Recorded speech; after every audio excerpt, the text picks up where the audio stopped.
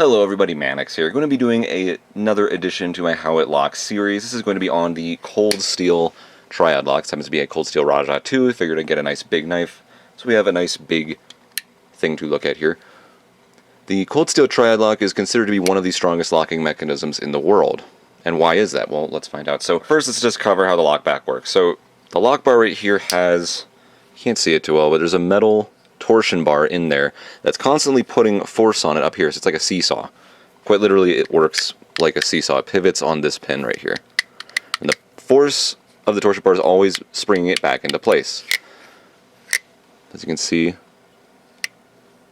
the blade, the tang of it in here pushes the lock bar up, and the force of here is constantly competing on that. And there's a cutout in the blade, as you can see right there.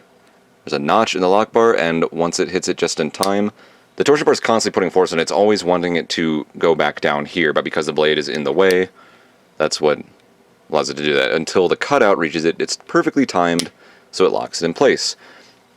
Now that notch acts as a way to stop the blade from closing on you, because the force travels up to it like this, the notch is in the way, blocks it. And it also acts as a way to stop the positive force, that's force going on the cutting edge, because it literally blocks it. So the stop pin will stop the positive force, so that's just about half of the work. Half of the force is no longer on just the lock bar, it's also on the stop pin, which makes it stronger, because you have another part there.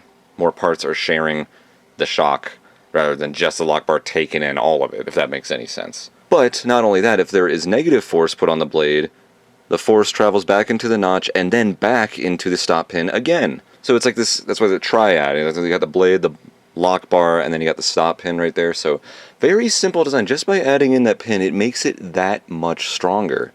So again, positive force to prevent it from over-traveling. If the stop pin that blocks it gets in the way, and then negative force, the tang, the cutout, that little notch you can see right there, that clicks into the notch, and then it just gets forced back to the stop pin again. Also with lockbacks, it acts as a detent. Usually a knife will have a ball bearing on the blade, which will have friction with like the liner lock or whatever the locking mechanism is to help keep it shut.